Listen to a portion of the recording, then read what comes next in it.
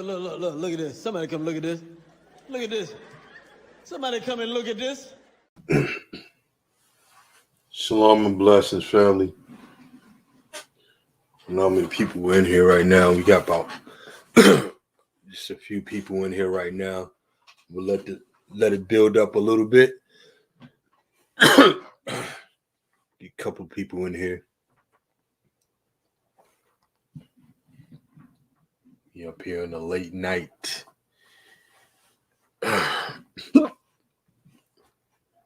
Hold on, excuse me for 1 second.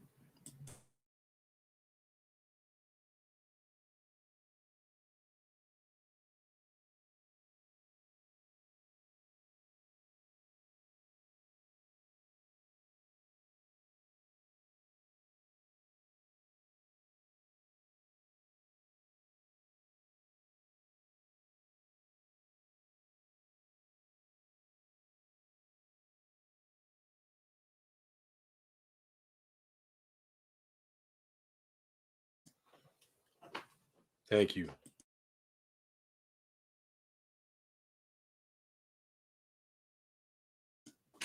The hiccups.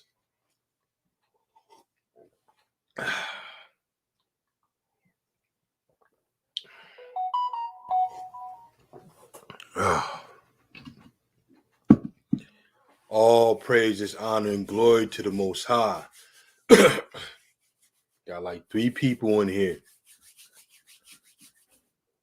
Shalom and blessings to all 3 of you.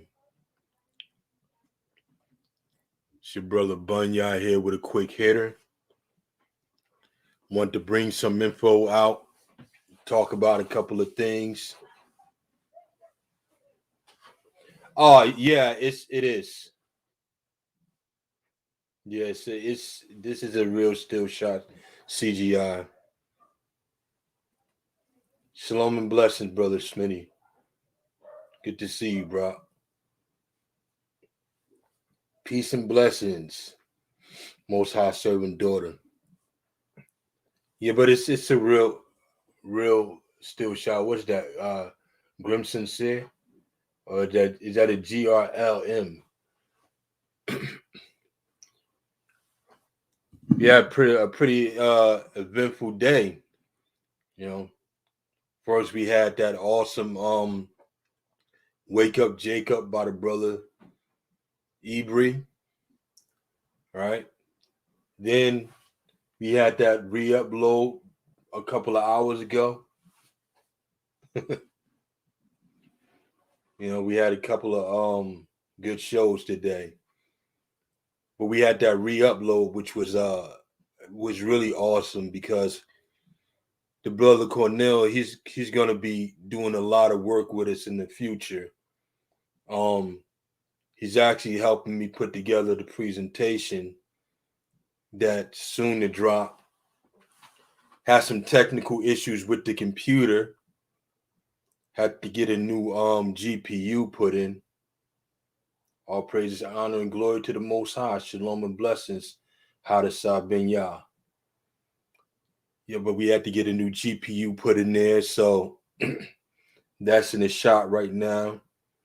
But all praises to the Father, we didn't have to get a new one because the warranty was still good for it. Yeah. Rio Morgan, shalom and blessings. How's it going, brother? Oh yeah, I'm working hard for that presentation, man. But like I was saying, the brother Cornell is actually helping me on that presentation, and I thought it was important that I drop, or I had the brother Ibri drop that re-upload of what he did concerning the Gentiles in the Northern Kingdom. It would be a good primer just to keep the topic fresh, you know. And the brother did an awesome job in that presentation. Just like all the brothers, they do awesome jobs when they come on and they represent SOT, you know, and we represent the Most High, you know, because that's who's in charge of this platform, you know, and it's not called Alliance of Zion for no reason, you know. But What I wanted to talk to you, brothers and sisters, about today is the title of this show is "What Have You Done for Me Lately?" And this is concerning Christianity. Because everybody wants to really push this narrative that Christianity is the forerunner of truth, and that Christianity is so packed with goodness and great deliverance, right? But Christianity didn't tell us who we were. Christianity didn't set a standard for our people. And I'm not talking about the standard that they push in these churches. I'm talking about the standard that's lining up with what's written in the Bible.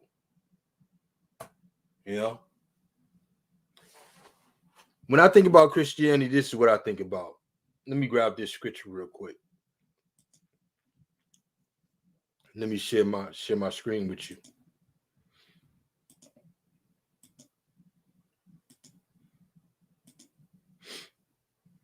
Share.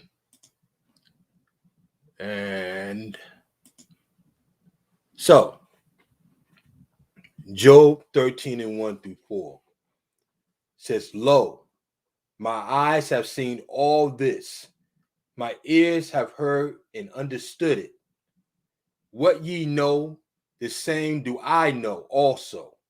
I am not inferior unto you. Surely I would speak to the Almighty, and I desire to reason with the Most High. But ye are forgers of lies. Ye are all physicians of no value." That's how I feel about Christianity. They're forgers of lies, and they are physicians of no value. All right? They don't cure the sickness that's going on with our people. They are the cause of the sickness within our communities.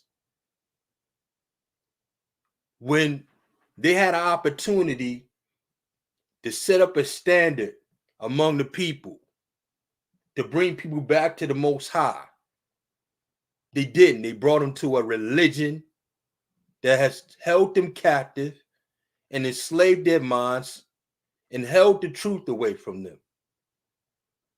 They have reinforced stereotypes and promoted wickedness throughout our communities. Right?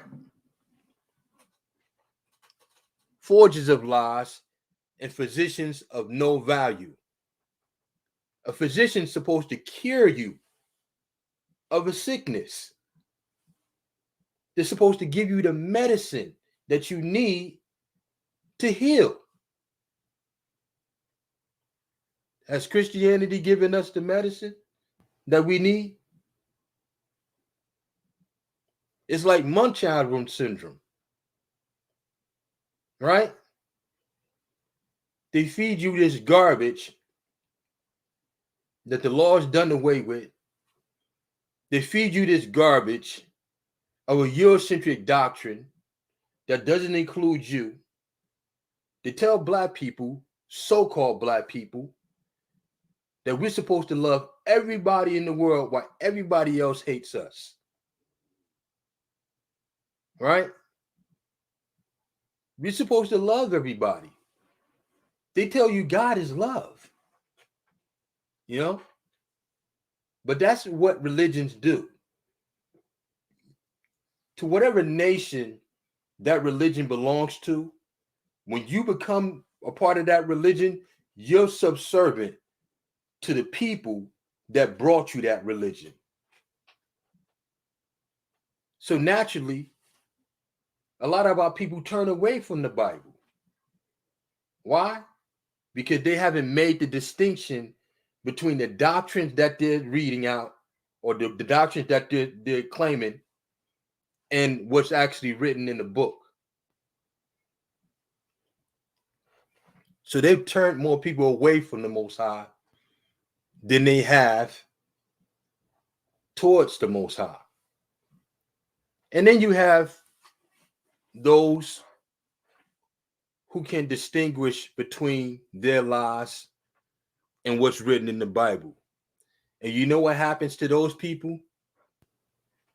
The majority of them wake up and become what we are today. Just put a one up in the room if you once considered yourself a Christian. Put a one up if you once considered yourself a Christian. Give y'all some time to do that. You get a 1. We only got 11 people in here. 1, 2, 3, 4, 5. 5 people. 6. Anybody else?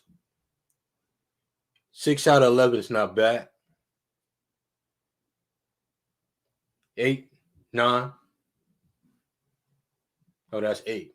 7, 8, 9. You know, but something's wrong with us. Something's wrong with us. How many Christians can say they were once Israelites or once believed they were Israelites? You see what I'm saying? What's the common denominator? See what I'm saying? Exactly. I was one of the father Abraham's many sons. You see? But Christianity today, and if you go to some of our counterparts, and when I say counterparts, I'm talking about our own brothers and sisters that identify as Christians. Something's wrong with us. You know, we're preaching the skin doctrine. But my question is really, what has Christianity done for us? And I'm not talking about the Bible. I'm talking about the doctrines of Christianity. What has it revealed within us? What has it awakened in us to draw us back to the Most High, to draw us back to our Creator? What kind of repentance has it brought out in our hearts that brought about a change in our life?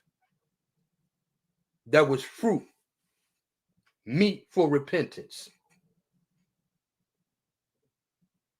All these years, how long we been in this nation? Over 400 years, right? They have 400 years to get it right. Over 400 years to get it right. But now we're returning to who we were, and we're saying we're Israelites. Something's wrong with us. Let me share this video with y'all real quick. With Eric Mason. And he dropped off the face of the earth. I haven't heard anything from this guy ever since Jeff Durbin, you know, the white supremacists shot him down. He must have went beyond his bounds, right? He must have said a little bit too much. He must have did something that wasn't completely according to their agenda. Because, you know, I don't hear anything about Eric Mason no more. Right? But let me share this. Just a few minutes. It's a few minutes. I want you to see if you can pick up on the disdain and the hatred that our own people got for us who once called ourselves Christians. Look at his face and how disgusted he is that we would even hold on. That we would even think to call ourselves Israelites, so that we would even make the connection between us and the Bible.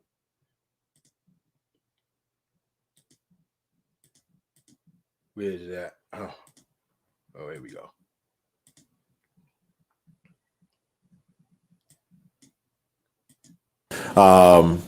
Okay, so great question. So let's get into a little bit of this, guys, and don't worry, don't stay tuned, guys, because we're going to talk in a little bit about how you, as a believer, can best equip yourself. Whenever you start to have these conversations, and not necessarily specifically to the Black Hebrew Israelites, but in general, right? Because remember the principle: the more you understand what you believe and why you believe it, the better you'll be able to defend your faith to anybody, right?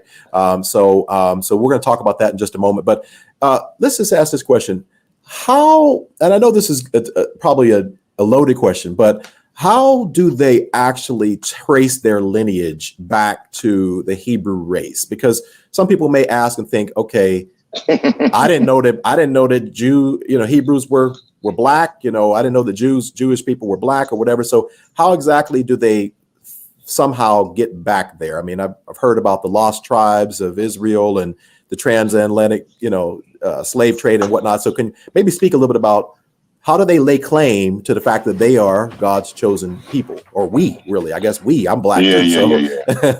Absolutely. I was yeah. He on this man's platform, but it's yeah.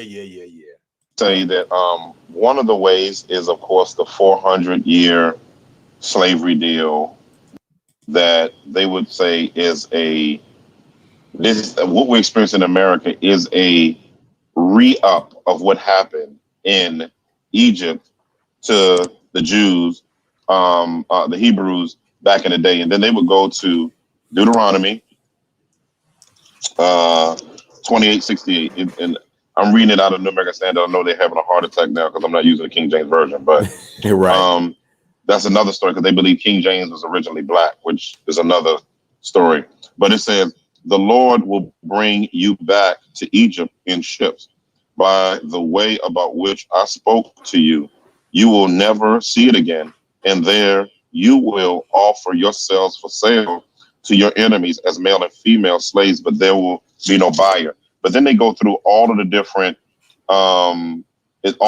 curses in chapter 28 and begin saying these prophetic curses seems to this disobedience that you see here. It says, curse shall you be in the city, curse shall you be in the country, curse shall your basket be, your netting, curse shall your offspring be. And this is curse be you when you come in, curse when you go out. The Lord will send upon you curses, confusion, and rebuke in all you undertake to do until you are destroyed and until you quickly perish. And then it goes down to even that there are some things in here that you kind of look at and you're like, whoa, this sort of sounds like us. It says foreigners will come in and they will basically do more economically better than you, and you will have to buy from them. And so when they read through this, it's kind of like looking at it and they're like, oh no, this sounds like African Americans' economic position in the world. It says the Lord will bring a nation against you from afar, from the end of the earth, verse 49, as the eagle swoops in. So that eagle, they would say, is America, because that's the sign of the eagle, even though there are multiple nations with the signs of the eagle. It says, swoop down a nation whose language you shall not understand, and a nation fierce in countenance who will have no respect for the old, nor shall favor to the young. Moreover, it shall eat the offspring. It goes down. And some of the stuff, but when you know history, that applies to a lot of nations. So I'm not going to read all of that, but I just want to give you kind of like a framework by which they use to say, man, see, look, doesn't this sound like us? Isn't one of the icons of England, the eagle, and isn't the icon of America, the eagle? See, this is prophecy fulfilled.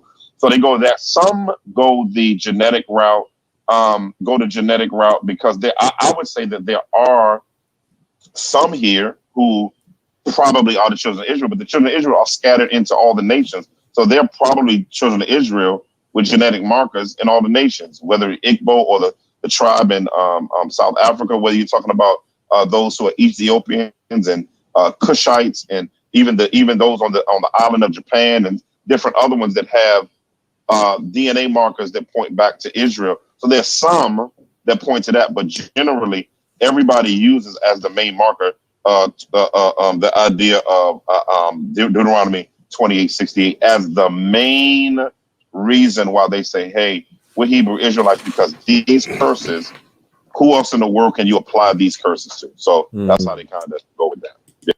All right, let me stop that there for a second. Let's pull up some scripture. Let's get Deuteronomy.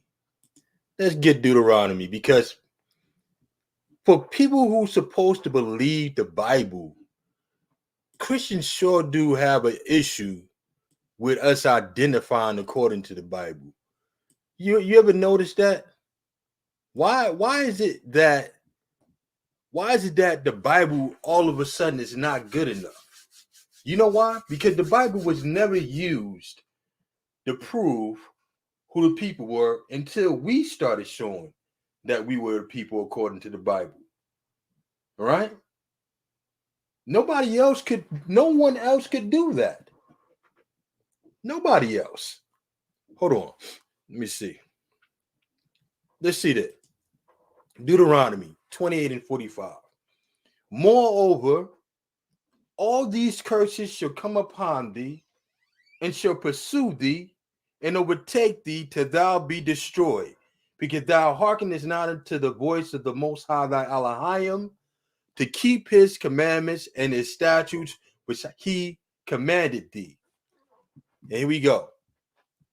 And they should be upon thee for a sign and a wonder, and upon thy seed forever. What is a sign? A sign is an indication, and they should be upon thee for an indication and a wonder, and upon thy seed forever. What is an indication? A sign of what? What is the sign? What is this sign supposed to be revealing? What are these curses supposed to be revealing? All right. Now, just to end the misnomer, and I'm sure everybody in here understands this, that Deuteronomy is not the main scripture we go to.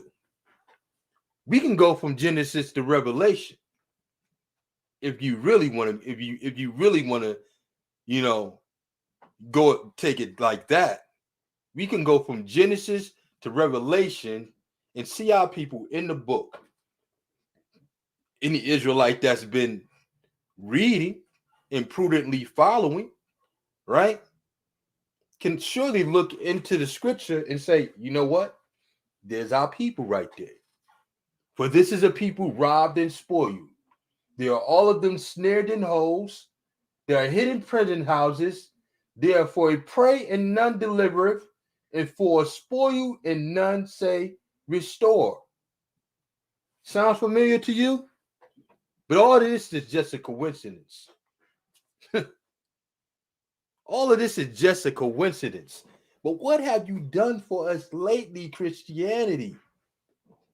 What has Christianity done for us lately? And our counterpart right there, it shows you how little they think of each other, or how little we think of each other when we're captive to that mindset of Christianity.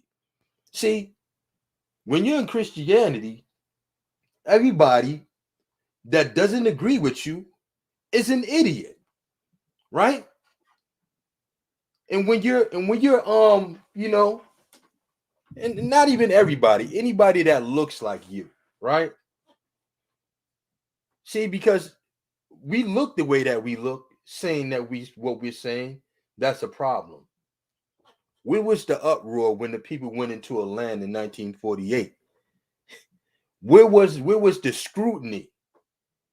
Where was the DNA test in the scriptures? Where was the historical references? Where was the panels of people sitting and putting people in the hot seat and examining them? And where was that at? Oh. But Eric Mason, he got his just reward because he went against his own people thinking it was going to get him butter biscuits. And Jeff Durbin turned on him, and they started calling him the woke church, part of the woke church, and, communist or whatever other byword they got for our people who don't fall in line with exactly what they want them to be. If you're not a slave at mine. Hold on. I want to hear something from one of you brothers and one of you sisters. Anybody that want to come up in here and give your account on what you was treated like when you was a Christian, or what it was like for you. There's the link. Come on up in here and share with your brother Bunya. You know? Because these people that's in Christianity, the only reason why they coming at you the way they coming at you is because there's no recourse, there's no consequences for it. And it's really an example of this self-hate within our community. You know? All the disagreements we have with each other is based off of things that Christianity taught us. All of them. What do we disagree with? What kind of disagreements do we have amongst our community that stem directly from us calling ourselves Israelites? All our disagreements stem from us calling each other Christians and still seeing and walking and understanding as Christians. You know? Let me get your testimony, brothers and sisters. Shalom and blessings, Diane Gardner Young. Let me get your testimony. What you got to say about this? What do you think? What has Christianity done for us lately? Who woke you up and told you you was an Israelite? Who set a standard before you and told you keep the Shabbat? Who set a standard before you and said keep the 10 Commandments? Who said to you, thou shalt not steal? Thou shalt not commit adultery? Thou shalt not worship idols?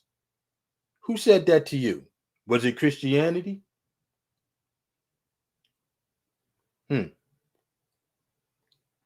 What have you done for us lately? You know? And a lot of brothers and sisters, you know, they're going to wonder why when we drop this presentation, they're going to be like, why they coming at Christianity like that? Why they coming at them like this? Why are they doing this? Why? You know? That's why we posted the brother's lesson in the re-upload. I'm not playing with Christianity. I'm not playing. Enough is enough, man. The Most High is done with that garbage. You know, and if salt of the earth gonna be the instrument to take it down to him, then we gonna be the ones. You know, but we won't be the last ones. The Most High gonna deal with that garbage religion. All it does is deceive people. And it really reveals the thoughts and intents of some of our people. Because you're an Israelite, you don't have proper understanding. You can't read and understand. Now, and all of a sudden, the words that you read in plain English, they mean something else now. Now, when you read Deuteronomy 28 and 68, it says they should be sold unto their enemies and no one should buy them. It don't mean that no more. Now it means something else. Now it means they would sell themselves and no one would buy them. How they sell themselves is nobody bought them. You see what I'm saying? You see the level of disregard for your intelligence, Israel? No, that don't say they would be sold. That say that they would sell themselves.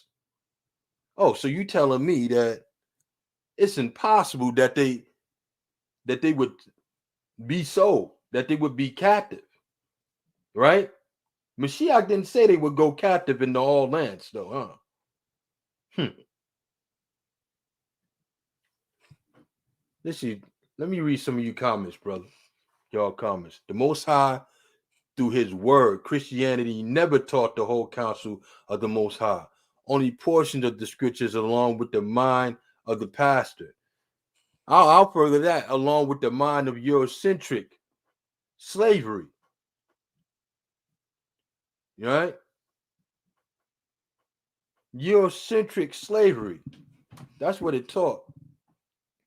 A Western mindset. Now, Christianity, you ever notice how Christianity is evolving? See, you can do that with lies. Lies can change. Lies can change. The truth don't change. The truth is the truth now and will be the truth tomorrow and the day after. Just like the Most High is the same yesterday, today, and tomorrow. The truth don't change. If it's changing, that means it's a lie. But Christianity evolves with this society. The more and more this society reveals its nature, Christianity reveals its nature to go right along with it. Sodomy, Egyptology, right? You got these European pastors praying to African gods to come and make sure that Trump gets reelected. You see what I'm saying? You got, the Skittles up in the choir. You got the Skittles and Starbursts up in the choir, fruits and berries, right?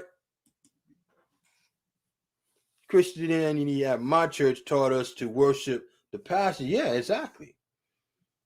It was a social club, Nobody's there because they believe the Bible. They're there for the perks, so that you can bump into each other at the supermarket and talk about Pastor such and such, so that you can go to Denny's and have brunch and breakfast together.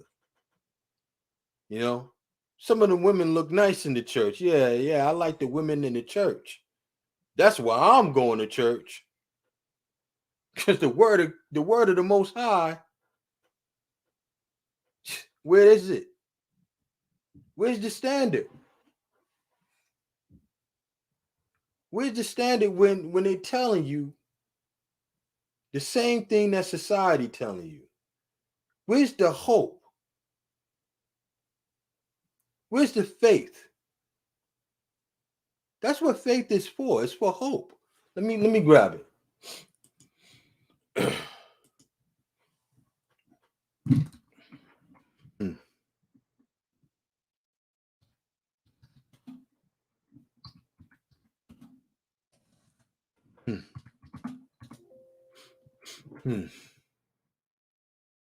In Romans 8:24. It's all the same. Faith and hope go hand in hand. Faith and shalom and blessing, brother. Faith and hope go hand in hand. Check it out. So, it says in Romans 8:24, for we are saved by hope, but hope that is seen is not hope. For what a man seeth, why doth he yet hope for? But if we hope for that we see not, then do we with patience wait for it. Where's the hope at in the church? What's the doctrine that's preached? Die and maybe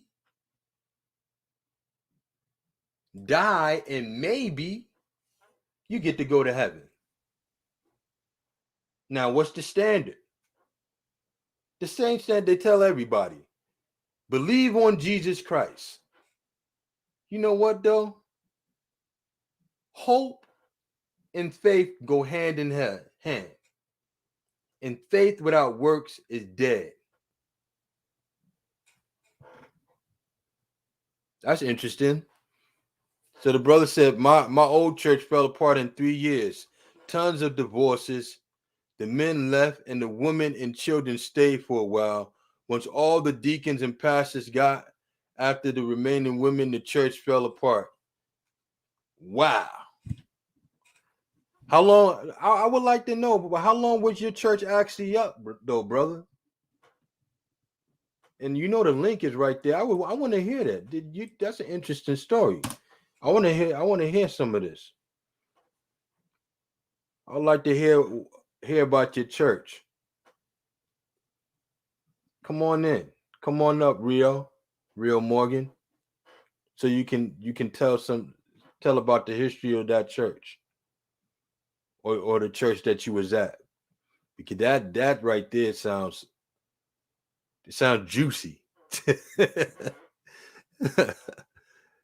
So I'm interested though in understanding what were some of the things that transpired for your church to fall apart. Was it just the divorces? Or, it said the men left and the women and children stayed for a while. So come on up to the mic. I'd like to hear your thoughts on that. What's up, brother Eric? How's it going, bro? Shalom. Shalom and blessings, man. I was asking what has Christianity done for us lately? They have over 400 years to tell us the truth, but all they did was tell lies. They have positions of no value. Yeah. Tell you what though, one thing as far as the hope, one thing Christianity is hoping for is that things go back to normal. Mm-hmm. So that's one, I would say, false hope that they have us set on. I would like to know what is normal to them. The book said the hands is given the earth is given into the hands of the wicked. So if the earth is given into the hands of the wicked, then that's normal for them. They don't want the Most High to come back. Yeah. I guess normal means we go back under the foot and thumb of our enemies. We remain that way while being able to enjoy certain little advantages or whatever you want to call it. Going back to work. Smitty, you like them Easter suits, bro? Let me find out you like them Easter suits, Smitty. What color was your Easter suit? Mine was purple. Purple. I had the purple Easter suits. What was you? Purple Easter suits with red not suede shoes. Red patent leather shoes. And what was you? You went as one of the spinners or something? Yeah, man. I went hey, bro. Easter was the Joan, bro. I get to dress up like a noun later. Look like a noun later walking down the street. Look like you in a old R&B group. I believe the wilderness is somewhere in the land that we call Africa. Somewhere in that area. I don't know specifically where. There was a brother that did a deep research on that, but I don't listen to that brother no more. Hey, did you have a butterfly collar on your Easter suit? Bro, hold on, bro. Have you been talking to someone that know me? I'm just saying, because that's Yeah, I had the big collar. Yeah, I had the big collar on there. Yeah. That mean your suit, you got it out of layaway, right? Mm-hmm. It Yeah. wasn't still, yeah. It probably came with everything together, the suit, shirt. Everything except for the bell bottoms. Look, my suit came with everything in one wop. Shoes, the suit, the shirt, the little vest. It was just all together. You paid for it weekly. Man. You wore it one time. That brother didn't stop talking, man. We asked him to come on down, and brother didn't, Rio Morgan didn't just shut down on us, bro. Man, Rio, I really wanted to hear what he had to say. Major asks, where do I believe the wilderness is? I can't say exactly. I know it's somewhere in Africa, or in the land that we call the continent that we call Africa. You know, how much of that land does it encompass? What happened, Rio, man? I thought you was gonna give us your testimony on your church. If you want to do all that typing, it's cool. I still want to know what's going on. What happened in your church? He said it had a lot of divorces. The men left, and the women and children that stayed. You know, the pastors and the deacons started getting at the women, and that was it. He said his church fell in 3 years. Is that how long the church was? How long the church had been operating, or it just took 3 years for it to fall, according to your observation of when you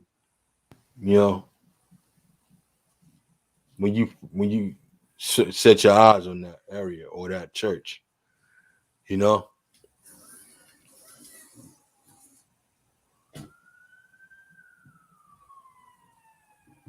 All right, Rio, that's what's up, brother. Shalom and blessings, brother. Shalom, fam. Glad to have you on, man. How's it going? I won't complain. How about y'all? Same here, bro. All praises, honor, and glory to the Most High, man. Appreciate you. Yeah, I was laying in bed with the missus. I had to get out. oh man, I ain't mean to interrupt. No, it's all good. It's all good. No worries. All right, thanks. But yeah, man. So you was talking about the church that you was in. Was you a member with them for a long time, or was it just like a newly created church and then it only lasted for 3 years, or what? How did these things transpire in there? I started going there in about the 3rd grade, and the original pastor got old and sick, so he couldn't preach anymore. So another brother stepped in and started preaching. Once the original pastor who owned the church passed away, then there was a big falling out of who the rest of the people wanted to start leading the church. So at that point, I would say probably 13 years old, the church split in half. So we moved on to a different church with the same pastor. And I would say in the beginning, I feel like he really was about the word and trying to teach his people correctly, not knowing that we were the people, but, still preaching on sin, righteousness. But after a while, it just fell apart, man. He had an outside child. You just saw the wickedness coming in. The men, the divorces were piling in, and people were begging him, "Hey, hold classes, man, do something, have a marriage ministry, try to save it." And he was pretty much like, "Hey, not my problem." So, but I think he felt that way because usually women are the ones that are active in the church, that pay the tithes, that bring the children. So I think he felt that I could lose the men because I'd still have the women and the children. But after a while, the deacons, pastors were all hitting on the women. The women stopped coming too. So needless to say, that church is a ghost town now. Dang. Yeah, it all fell apart. I mean, the pastor was texting women. This dude had an office right outside of the main where you have service at, he smoking cigarettes right in his office, not hiding it.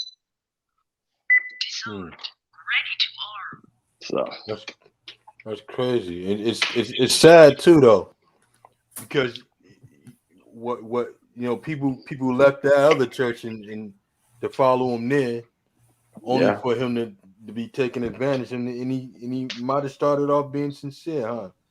But then something happened. It sounds like what happened is he fell, and he then did. he neglected to help everybody else. It might have even been a level of shame of even feeling like he can do or say anything because he had been in the wrong. That's why when you Yep. take up that type of office, man, you got to abstain from all appearances of evil. Because people are not going to want to listen to you try to tell them how to fix their life when you can't when you can't get certain things right. You Oh yeah. lusting after people, you lusting after women. Probably some of them were married too when he was lusting after them. Oh, absolutely. I mean, Yeah. he had an outside child, Yeah. So you really can't preach on adultery anymore when you have an outside children, Yeah, exactly. unless You you know. come forth and repent in front of everybody and Mm-hmm. let it be known. Mm-hmm. But it was But just swept under the table, and everybody. You know how it is at the old churches, man. All the old church. mm-hmm. Mm-hmm. Yeah. So yeah, it's a ghost town now, and all of the older members are, sadly, are dying off now. Mm. So it's pretty much a ghost town at this point. But oh yeah, man, he was texting women. Woman who I married, my wife now. He was texting her. She was just trying to work for him and do her role because she grew up in churchianity. I gotta serve, serve, serve, be on ministries and give my tithes, and he was texting her. So it was just wide open, man. It was wide open. So, was it a lot of single people in the church, or was it like that after a while? Because you said it was divorces. A lot of It them. was. It was. It was a lot of single women, and I feel like the deacons were kind of coming hard after the women that stayed behind. And I just think over time, the women that stayed, I think they felt shame. They pulled the trigger on the divorce, but you know how it is. After a while, there's some shame. So I think they felt it would be easy to just find a new church home. Mm. And I don't think that's how he thought it would go down. I think he thought he'd be able to keep the women, keep the children, grow the church, still get tithes. You know how they know. They love the money and the honey. But it didn't work out that way. Mm. The Most High tore it up. Mm-hmm. Did you get a chance to watch the presentation that the brother brought forward? I That we did, yeah. upload? What was Yep. your thoughts on that lesson? I thought it was good, man. I mean, and you guys, y'all opened my eyes to that, man. The Northern Kingdom being the Gentiles. I never saw it that way. And as y'all brought that out, then I heard it again from somebody else. And that blew my mind. And as I started going back through and reading it, I was like, man, that makes sense. It lines up, Mm-hmm. But I never saw it that way. But yeah, it was an excellent presentation. Well, you like that one, man. Then when we drop this next one, man, it's definitely gonna be one for the ages.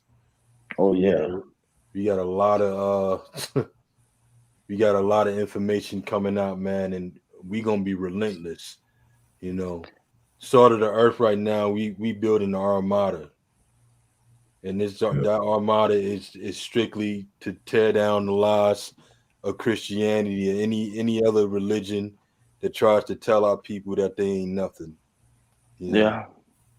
Mashiach died for us. That's something, man. Absolutely, man. And us coming to being Israel is not about just coming to be a nation. That Yeah. that name was given to us from on high. That's important. If I can say that I'm a Chinese man or Japanese or any other nationality, and people can see the value in it, why can't we see the value in the nation that the Most High gave us? Exactly. You know, it's not about pride. It's about us coming back to Him. You know, but people on the outside, because there's so much disdain for our people anyway, and that we seen as feeble-minded, and we seen that's crooks and robbers and criminals. Anytime we say something, it's scrutinized to the very bit that nobody wants to believe us. But it's okay because the Most High is showing and proving who we are. He's showing Absolutely, and man. proving. You I know, love what y'all doing, man. Keep it up. Keep up the great work. and you keep standing, brother. You keep standing, fight the good fight. You Oh know, yeah. Because Hey, it's gonna, yeah. hey, Rio, how you gonna try to sneak off and not mention them Bruce Lee Then push-ups? Bruce Lee push. I thought you might forget about that. Fingertip, index, finger push-ups, man. Right. I think you from my neck of the woods, if I'm not mistaken, man. I think I Dallas. heard you mention you were from Oak Cliff. Yeah. I went to Kimball. Did you? Okay. I went to Samuel. I grew up in Pleasant Grove. Yeah, you from the Grove. Yeah, not too far from you. The little church I went to was right there off right by Comstock called Goodwill Baptist Church. Okay. I used Yeah, to go man. to I used to go to Bow Story, but that was in junior high. Okay. I know exactly what you're talking about, man. Yeah. The Cliff. Yeah, The man. Cliff. I haven't been in years, but last I heard it's a lot to change, you know. Yeah. They're gentrifying a lot of the areas, hmm trying to clean it up and kick us out. Well, you know how it is in that area. Like the more north the white people go. Once the blacks get money, they go out that way. Then the Yeah. Hispanics come in after them. Yep. You know, Take it over. all the areas I grew up in is mostly Hispanic now. Same for mine too. Yeah. But yeah, man, it's glad to have you on, man. I was telling the brother earlier that, you know, it's good we got brothers chiming in and coming together, man. So it's good to hear from you, bro. I got to, man. This is my assembly now because I had to let the church go, man. I got tired of people lying to me. I couldn't take it. And I can't come together just for the sake of what they say, don't forsake the assembly, but you can't be lying to me just for the sake of assembling. So I Yeah, had to let the church go, man. yeah. Same here, man. You know, Yep. I've been out for Same about here. 2.5 years now. I was going to a non-denomination until I figured out that that's all the same thing too. hmm you know, my grandmother, she attends the Potter's House. I used to go there, Okay. but I used to go to Concord before that, Concord Missionary Baptist. I remember Concord. But I went to TD Jakes Church, and when I went off to school and everything, that's when things kind of went in a different direction for me as far as the Oh, church. oh yeah. I understand. Yeah, but yeah, man, I'm blessed to be affiliated with you, brothers, man. And glad to hear from you, bro. Absolutely. I appreciate it, man. Y'all keep up the great work. Thank you. Thank you. We will. Yeah. Y'all brothers Mitch, have a good night. I'm gonna listen on in, man, and shut my eyes in a few, but keep it up. indeed. All right, All It's shalom, fam. Hey, that's interesting though, isn't it, Eric? How we all used to be Christians. yeah, I was yeah. I was a hellraiser for a little while too, and then became a Christian. So, Yeah, yeah, yeah. You know, yeah. it's And like okay. the crazy thing about it, you know, you look back on it, and it was all folly. You know what I mean? But we can honestly say the Most High brought us through that. You know what I mean? Oh yeah. I think it was needed for me to get it that way first, to get a relationship with the Father and the Son first, before I knew who we were. You know, Yeah, exactly. I think that was the best thing for me.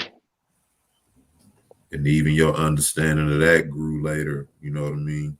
Mm-hmm. Yep. But I tell people all the time, man, when I accepted Mashiach, it was because in my mind at the time, I looked at it in simplicity. You know, if you're telling me that all I gotta do is believe on this man who died for me, right? That's all I have to do, then what's wrong with that? That was my initial belief or thought towards it. If you're telling me that I can be forgiven for the wrong things that I did in my life just by believing on him, why not? Oh yeah, that's easy, right? Yeah. And I can still do what I want to do. Oh yeah. You know, but then you grow out of that, you know what I mean? And you start to understand that nobody give you their life for you to take it for granted, you know what I mean? Right on. And that's the sincerity that we come into. But You know what though, man? That something that really disturbs me, bro. With all the religions and all the false gods, man. Mashiach is the most hated on, man. right. Like even if you didn't believe, like why would you even hate on it even as an idea that someone loved you enough to die for you? Why would you hate on that? What did he do wrong? See what I'm saying? For you to that to let you know, man, it's straight demons, man. Demons. You got so much hate and disdain because this man died because he loved someone. Yep. It's either you gonna hate it or take it for granted. Mm-hmm. You know, I've heard a lot of people say, man, all you gotta do is ask for forgiveness. You know, somebody told me that. Hey, question: What is this star right here mean?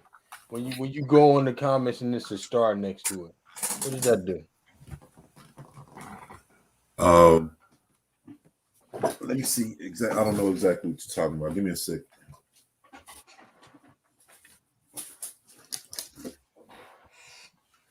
Plug this computer up, man. You said it's a star in the comment section. Yeah, like it's in the upper right hand corner. You press it, it's a star. A star comes on there, and I don't know what that's supposed to mean. I don't know what you're looking at right now. She say always been difficult to feel comfortable in churches in Australia. We believe we were Oh my bad. Christian and needed to attend church, but it just became less and less comfortable. The preaching, etc. It's like I even questioned after a while, like, man, why do you need to go and hear the gospel every week according to how they teach it? You know, why do you have to go and then go down to the altar every week? You know, A lot of that is just playing on people's emotions, mostly the females. it's like every week. It's like, damn, man, I heard that last week. Now, I get it. You know, it's some people zealous about that kind of stuff, you know, but she say we didn't fit in. And that's another thing, you know. You start to see too that a lot of these places ain't really no room for growth in these places. You know, you can't grow spiritually in these institutions. You can't. It's impossible. Hold on 1 second. I'll be right back. Yeah. Put this cup up real quick. She said, we used to attend the Potter's House, Australia. Wow. Yeah, I attended the Potter's House for some years, mostly throughout my grade school years. You know, when I left grade school, went off to college, you know, I ended up splitting an apartment, me and a close buddy of mine, and that was during the time I came into the truth. But I was attending the Potter's House, and I ended up writing a letter to the Potter's House, you know, because I was needing some prayer and everything. I was dealing with a lot, had suffered a loss in the family and everything. And so I was just kind of dealing with a lot, you know. And any of the brothers know what I'm talking about when you hit that certain age in your early 20s where your mindset start to shift, you know, and you start to gravitate more towards reality and you try to understand your environment better. I was kind of going through that, and I wasn't getting any responses from the Potter's House. And so that was response enough to me, because that was around the time I came into the truth through a brother at my job. You know, I was working at a engineering plant. I was actually doing security, and the brother, he was one of the engineers, one of the few blacks that worked in the whole plant at the time. And I learned the truth through him. He gave me a tape called Black History Told by the Prophets. I took that tape home, and when I put it in, you know, it put me in sort of a old school mindset, like I was listening to a Malcolm X speech or something like that. And this dude was just going from script to script to script. And from that point on, I've been locked in. But I can tell you, man, 3 months of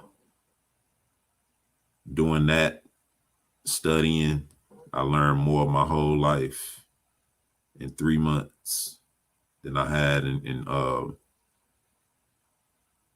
Christianity. She said, apparently our people were sent even as far as Australia in the slave trade. Now look at Australia getting the business. Yep. All over the earth, people were scattered. I can't really see any more comments, but I can scroll up and see. She said, tell Brother Ralph I said shalom. Hope y'all doing well out there.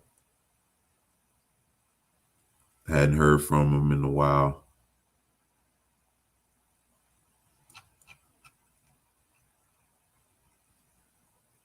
She said it's bad.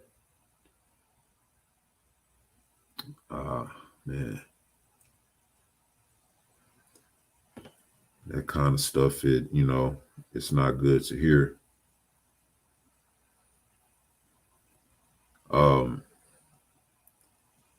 So you're right, no growth spiritually at all. No, not in the churches, And you know, when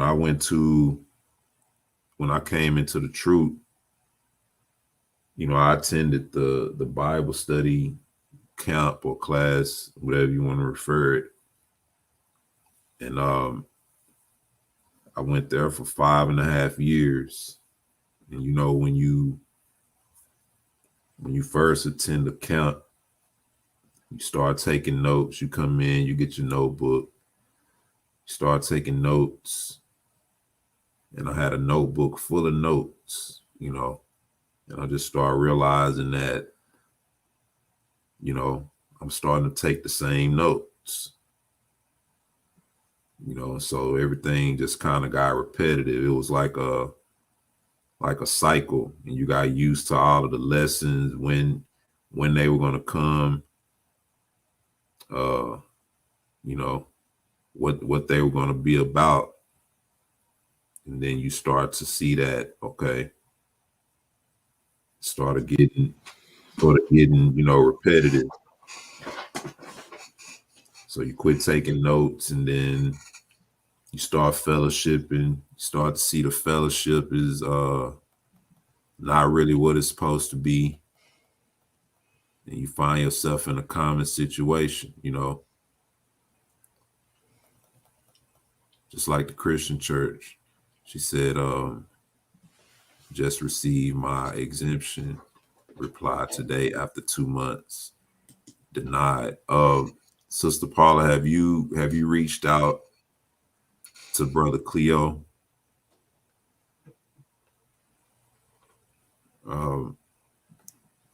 Let us know if you reached out to him. If not, then we can try to help you reach out to Brother Cleo. Yeah, just send us the email. Send us the email, and we have the link to a more legal way of going about your exemption, and you'll have a better chance of it being approved.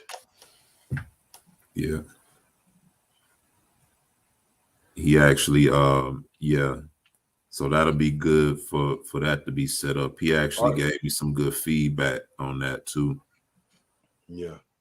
Yeah. So I don't know what route you took, but yeah, just send us the email and we'll give you the link. And that's also for anybody in here who's facing that type of situation.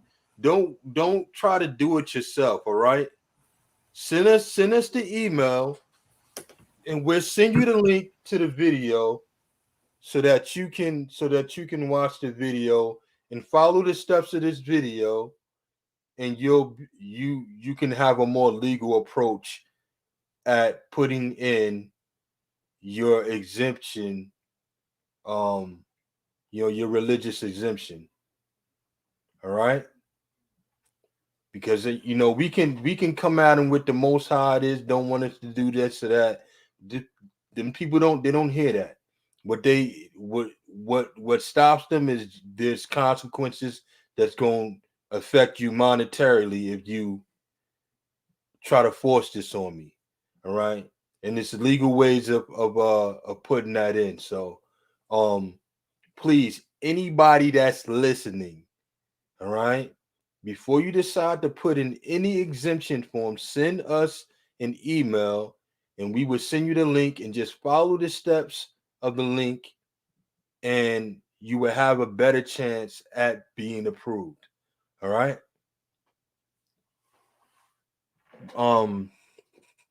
But what was we talking about again, bro?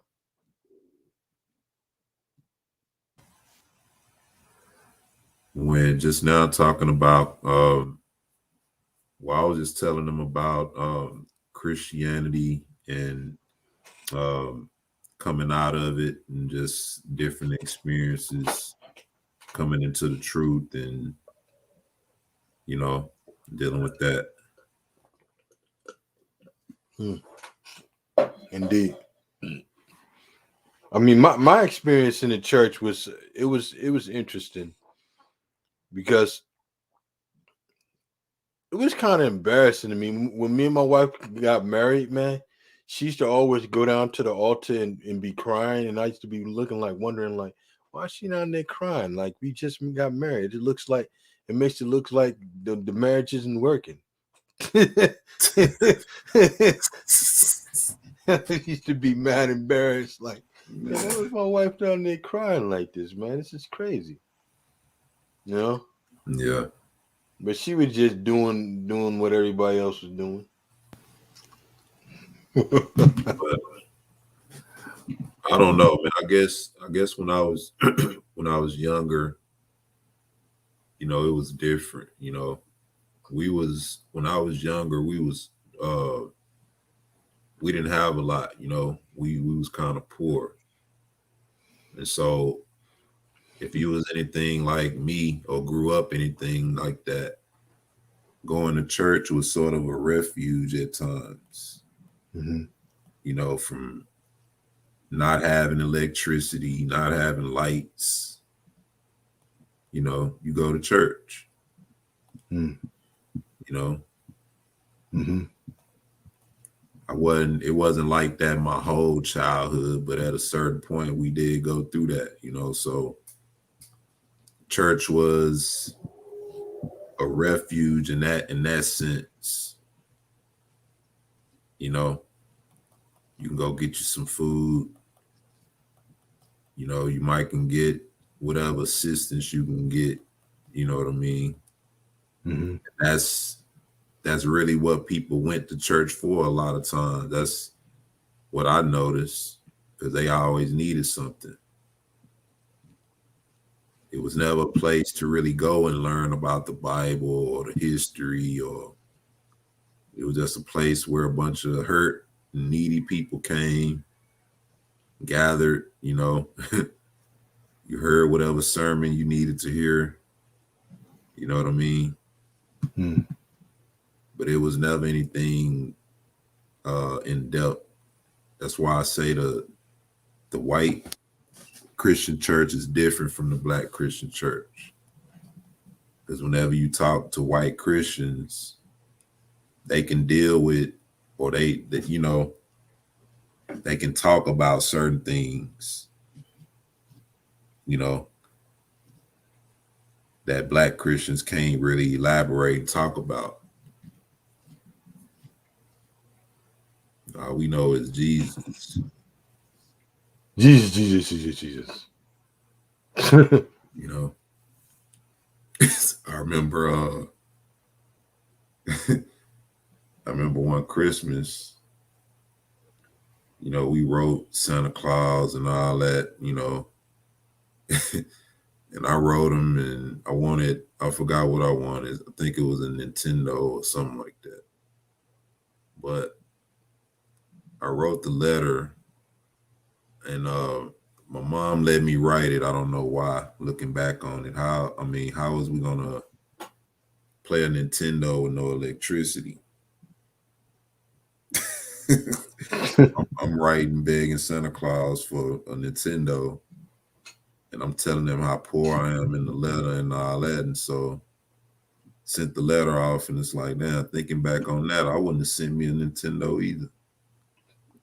I take it. Nintendo, dude, you need some lights. You need some water. You need some food. Syrup, man. I dig it, man. Syrup sandwiches, man. You playing Nintendo, dude? Come on. Syrup sandwiches with the dome. I used to eat those. I remember I ate I ate cereal with water in it once. It didn't taste the way I thought it would. Yeah. Yeah. I mean, that kind of stuff, you got to eat it fast. Yeah, you got to eat it real fast. Yeah, it was cornflakes too, so it really didn't work out. You got to eat it fast so it don't get soggy on you. Mm-hmm. Trying to figure out what else. Man, so many times. Man, have you ever ate Spam? Yeah. I ate that stuff. You have? Yeah. Man, I wouldn't wish that on a dog. Yeah. I mean, that was right up there with fried bologna to me, man. Nah, it's worse, man. Spam is, bro. I'm talking about, that's like mystery meat. Yeah, exactly what it is. You know, they eat that tough in Hawaii. They ain't got the nerve to slice it up and put cheese on it, you know. Mm-hmm. You gotta. I mean, I wouldn't eat it today because it's obviously pork. But yeah, man, we didn't like that stuff, man. Yeah, highly processed too. Look at Smitty say you had to fry spam twice as long. Yeah, yeah, yeah. How good he used to He said love. he loved it. I bet. Let me guess. Did you eat it? Did you eat it on bread with mustard after you fried it? How? I used to eat mine with. I used to slice it.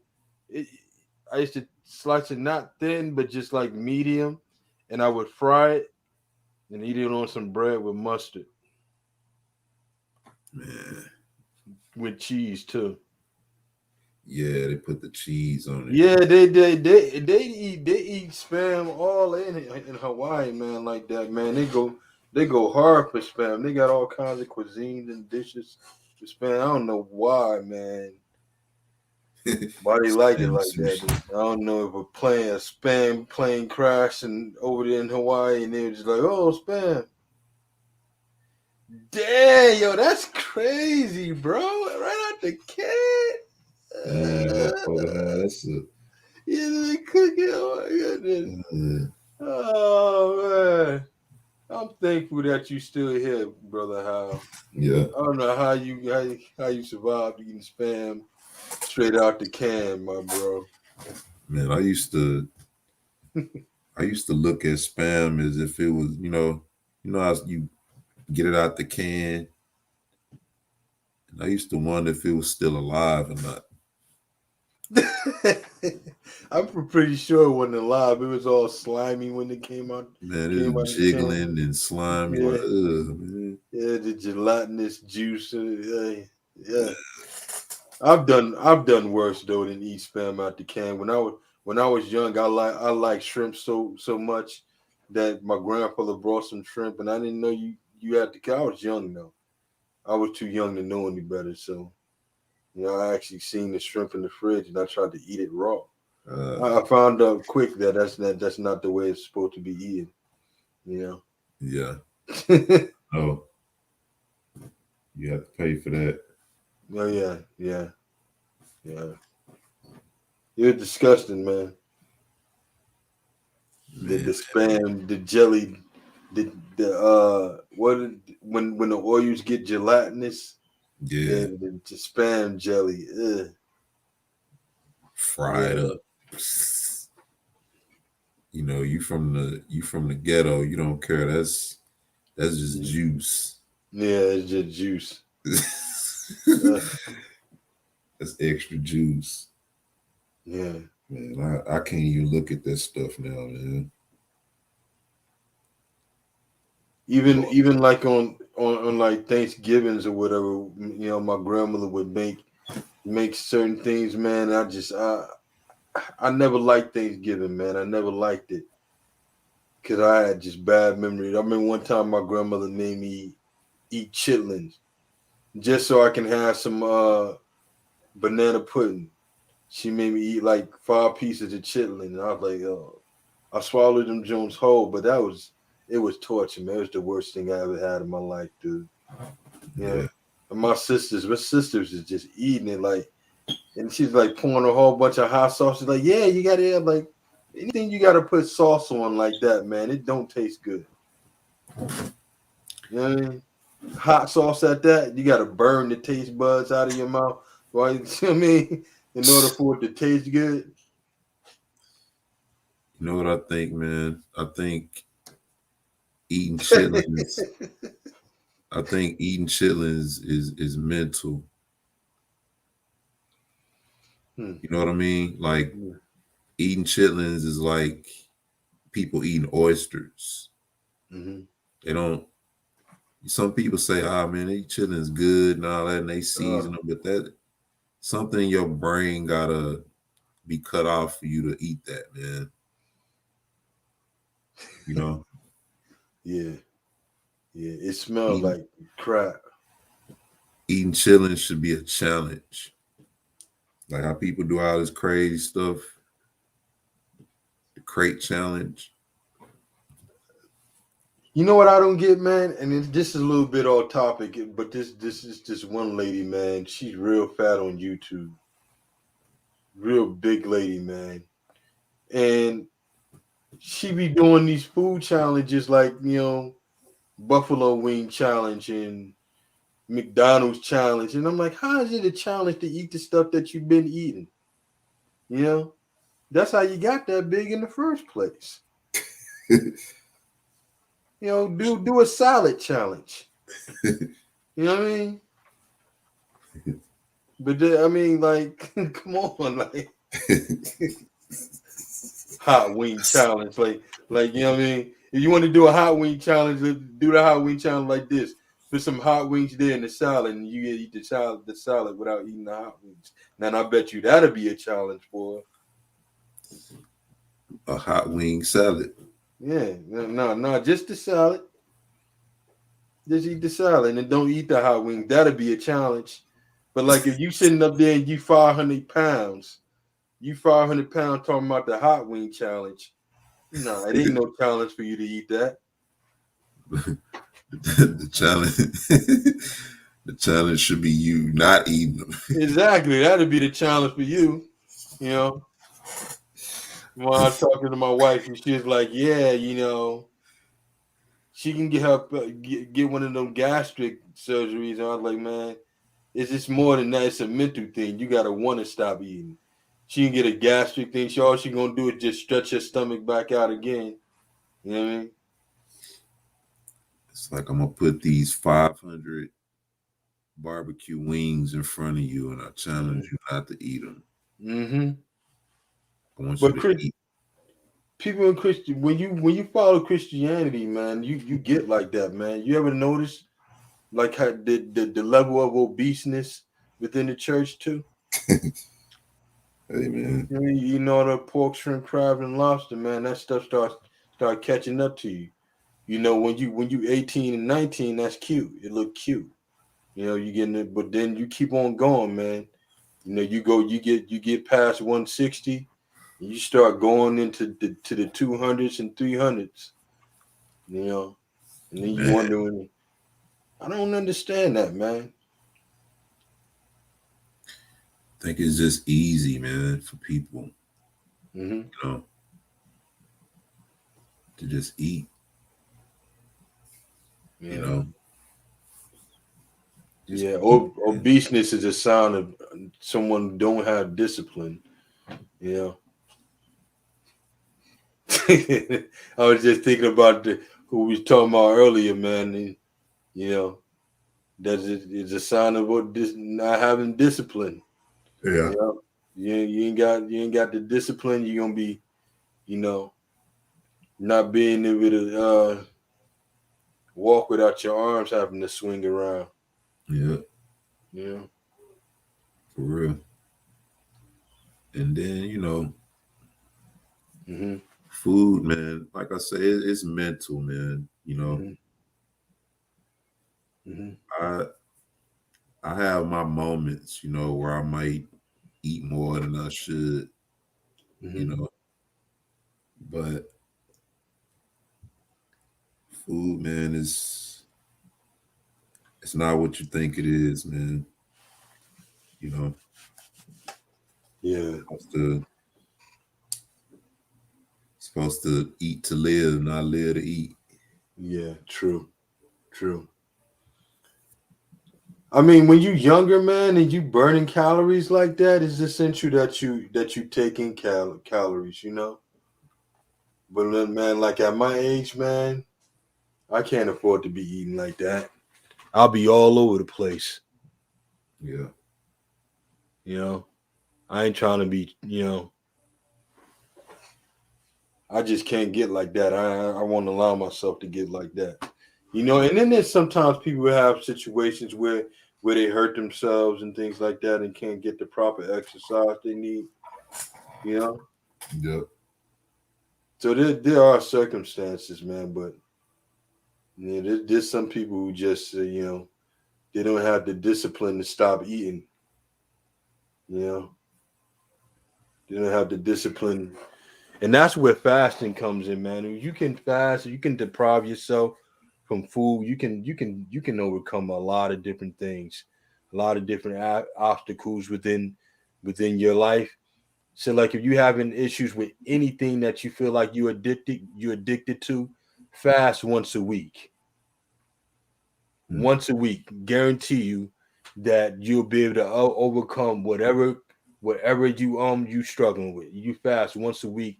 I give it a minimum of 2 months. You'll be clean from whatever you was dealing with. You know what I mean? Me and my wife quit cold turkey smoking when we came into the truth. I stopped eating shrimp, crab, and lobster.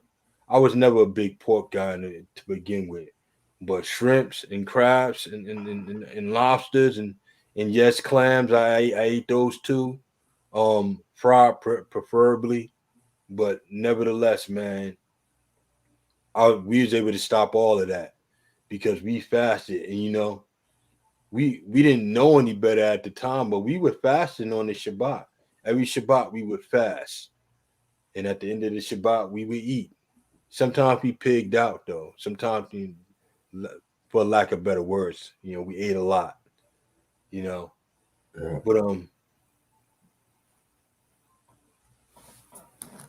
yeah, exactly. Less is more as we get older too.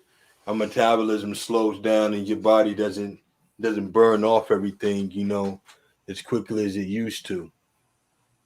It's just a gift and a curse, when you get older, it's just that much more important to stay active. Kids these days, though, man, they just sit in front of video games and eat too. And then a lot of people are just doing that, though, sitting in front of the TV and eating. But I mean, the scripture says that know ye not that your body is the temple of the Most High. Anybody that defiles the temple, him should the Most High destroy, for the temple of the Most High is holy, which temple ye are. So what we put inside our bodies, everything that's happening in the spiritual reflects in the physical. Especially prawns, etc. in Australia, huge, but we quit same day we found out. Exactly. The day that I found out, I was on my way to go. I was making some crab cakes,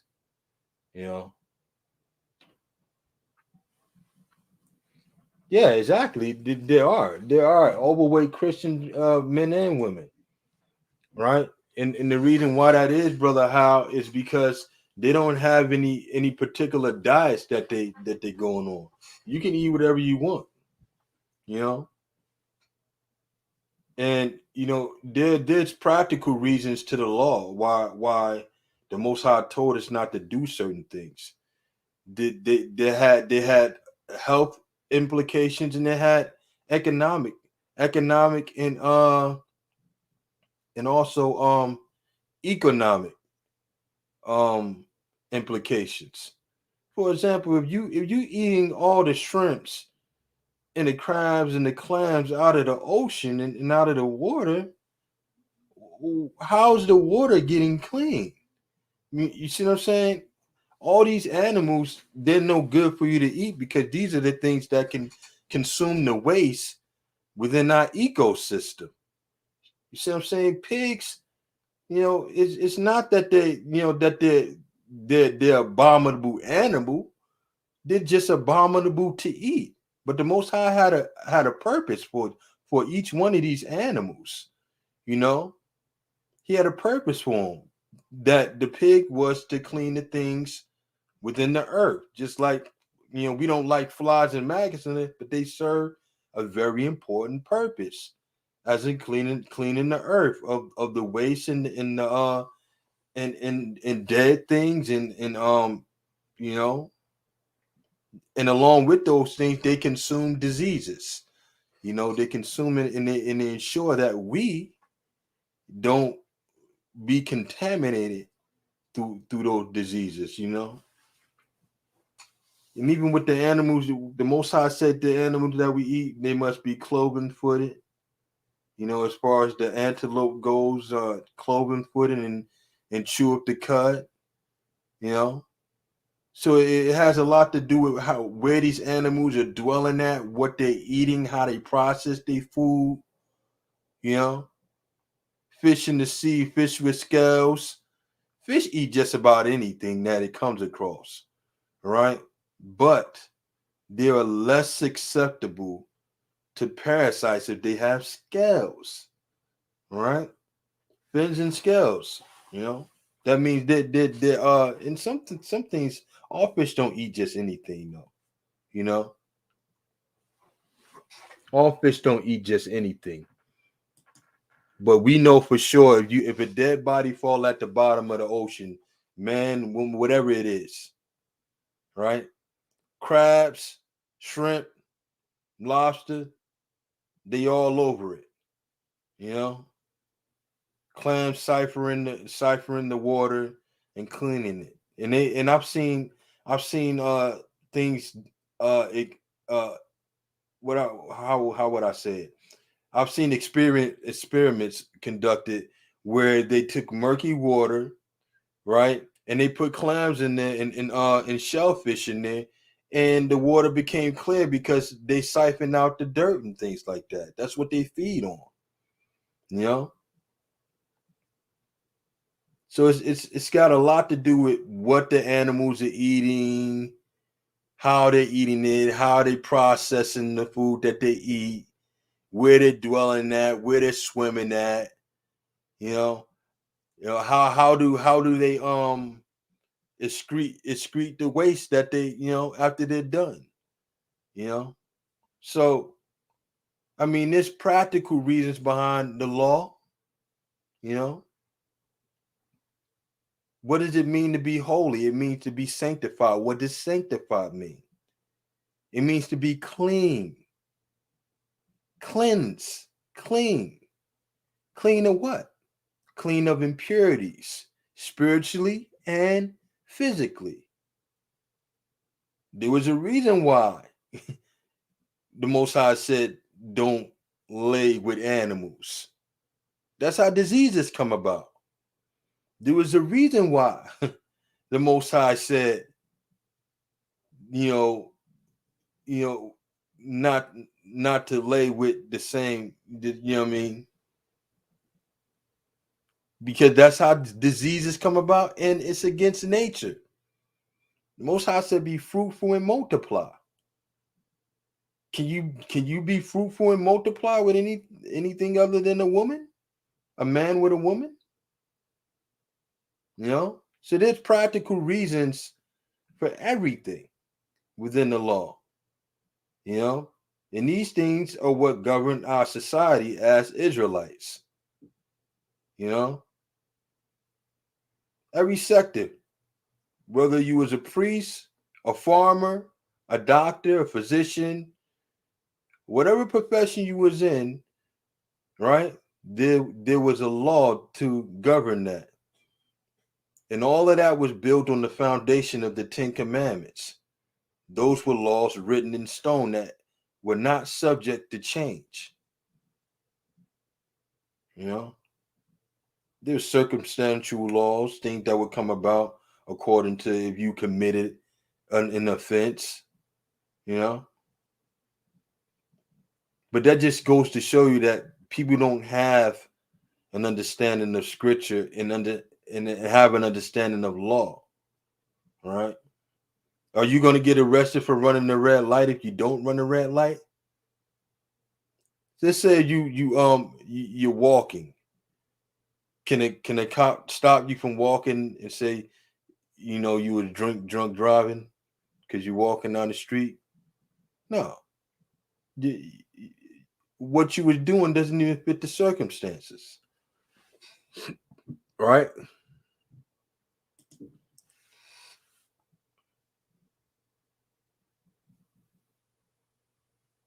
Yeah, we were. And to a certain degree, you know, we're still, you know, at a certain level where we don't know a lot, you know. But I think what it takes is a great amount of humility, and this is important. No matter what you have, no matter how much understanding you gain, or anything, get wisdom and get humility. You know, get humility in your stance, because that'll keep you grounded. That'll keep you in truth. Because today, man, you see a lot of people straying away and, you know, saying that, you know, it's not profitable to be Israelites, and, you know, there's people turning away, and there's people who get understanding, and then they go blind, and, you know, they got so much understanding, but then they go off, they go way off, you know. So it's good to have humility so that you stay grounded and that you don't go way off into some other doctrine that's going to, you know, lead you away from the Most High and lead you away from Mashiach, you know. But I if I had anything to say good for Christianity, is that it was a stepping stone for me. And not that I learned anything, but on my journey to becoming an Israelite, I feel like that was one of my first stops, because that's where it said that the Bible is followed. You know, and you find out that it's not, but yeah, you know, I tell you what, brother Hal, you know, when we're tried in the wilderness, it's gonna be people that's gonna be thinking it's okay to eat pork and whatever abomination they come across, you know. And that's the person that's gonna be ended. Now let me ask you a question. Let me ask this question. The person that comes out into the wilderness, right? And they're fully warned, don't eat that abomination, and they do it anyway. And then the Most High destroy them. What do you think their chances of being resurrected is? Because the scriptures say, blessed are those who take part in the first resurrection, right? So the second one, you don't really know what's going to happen. You know, second resurrection, you might be resurrecting to an eternal damnation. Paul Lawrence says, we heard a brother C say being awakened is nothing. I got vexed because this awakening is everything to me. Well, anybody that says the awakening is nothing is obviously lost track of who was awakening us. You know, if what the Most High is doing is nothing, then okay, then you totally lost track and totally disconnected. You know. I think that's another way that people try to belittle the truth in a way too. Mm-hmm. You know, we get that a lot. It's like, you know, so what? So what? You're an Israelite, you know? They try to spiritualize it. You know, it don't mean nothing that you in this awakening. It's about this and it's about that. And it's like, man, you know, this is a big thing. If it was nothing, they wouldn't be trying to stop it. Mm-hmm. Follow the money, you'll find the culprit. Who else is saying that? Who else is saying it don't matter that you're an Israelite? The same people we talking about now. Mm-hmm. When you say seed, is she talking about that brother seed of Israel? Yeah. That's what she's talking about. Why even have that name in your title if it don't mean nothing then? The awakening don't mean nothing. Yeah. That's physical. Awakening don't mean nothing. Mm-hmm. See? Hey, he got people coming in and believing that. You know? Yeah. That's crazy. People really believe in that stuff too. Yeah. The awakening is everything. Awakening to what? What you awakening? That's a metaphor. All right. So if you waking up, it's nothing. Then are you saying it'd have been better to stay asleep, to stay blind? You know, it's a metaphor. Who's asleep and who's awake? Would it be better for you to be asleep then? If the awakening is nothing, you know? Right. This awakening is nothing. It's madness. You know, the awakening is more than just knowing we Israel and waking up to that. You know, you're awakening to who the Mashiach is. You're awakening to what your constitution is. You You know, it's awakening to, yeah, exactly, to who he is. you know, and it's still some things we haven't been awakened to. So, and anyway, you know, some brothers, you know, I wouldn't necessarily vouch for their level of reasoning anyway. Mm-hmm. It's based on other things. Mm. Imagine this, like, all right, so the awakening is, and you're asleep, right? And let's say the Most High is the person waking you up, right? So he's shaking you, like, hey, he might be saying, hey, brother Bunya, brother Ibri, wake up. You're like, oh, what? Hey, Israel, wake up, Israel. Hmm. You know, Yeah. the father surnamed us. That means that's his name.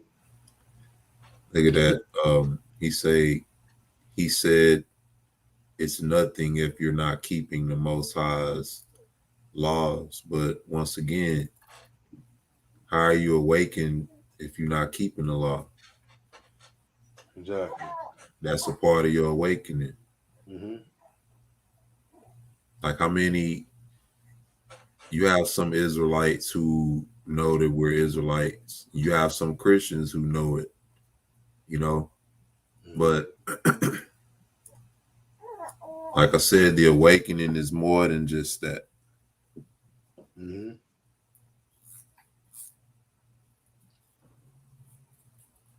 You know, more than likely, if you're aware that if you're aware that you are Israelite, then there's a chance that you are associated with the laws to some degree.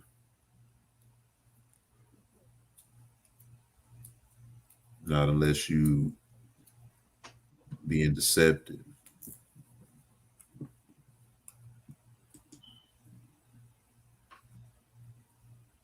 The brother Howell said, y'all's brother E was talking about this earlier.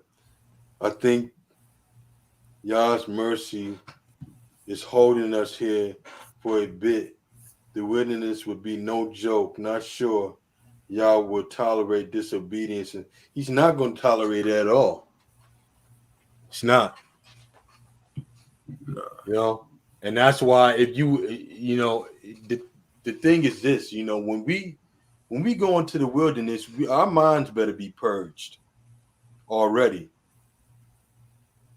Whatever thought process you got that's in line with this place, leave it with this place when we leave.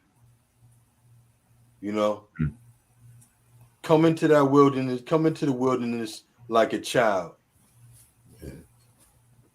You know, that's what I'm gonna do. If Most High bless me to go into the wilderness, if He does, I'm going into the wilderness like a child.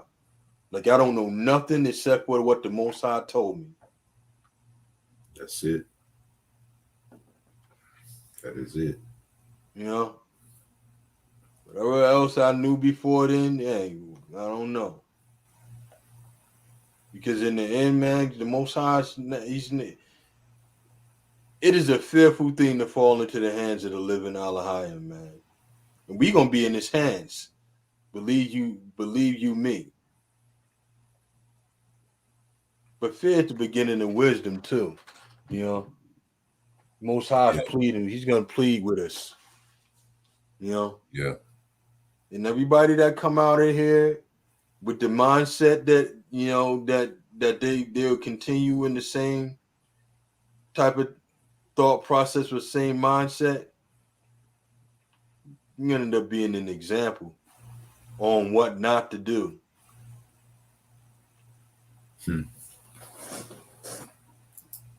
Yep. You know. So I would say start working on certain things now, you know. Start disciplining yourself now. You know, because when we have the opportunity to get the answers to the things that we don't know, we want to be able to get them answers, get the standard, and uphold it. Yep. Yeah. This is our shot. But hey, listen, check it out, bro. I'm gonna go ahead and shut down now. I actually stayed on way longer than I thought I would, but I mean, I hadn't fellowship with the brothers and sisters in a while, Yeah. and I want to say thanks for coming on, bro. Showing a little support to your brother, man. It's a blessing to be able to work with you, brothers, man, and you definitely, it's a blessing to have you be a part of the platform, as well as the brother Hal and the brother Yashadek. Hopefully, man, we can pull the brother Cornell on in here, man, so that we can continue to build this alliance with Zion. You know, already though the brother Cornell is looking like an awesome prospect. Can't wait to see what else that brother brings out. He's working with us on the presentation. I know I've said that already. I'll have a definite date for brothers and sisters once all the equipment and everything is back in my hand and I can finish doing that. But we got the brother Ebri, the brother Cleo, myself. We got the brother Cornell working on this lesson. So, you know, I'm trying to delegate everything, but with these type of brothers on this, it's no doubt going to be something that nobody's going to forget in a long time. You know, this lesson might be written in the tablets of the heavens, man. You know. Hey, I'll take that for sure. Indeed, man. That's like being in the Hall of Fame. You set for life. Indeed, man. That's what we want. You know, to do the will of the Most High, man. Yep. Do the will of the Most High, not our will, but His will. You know, and that's how I know it's from Him, man. Because I'm not even at that level of intelligence, man. But when the Most High have me focus on something, man, my focus can't be broken, man. And my gauge is on this, John.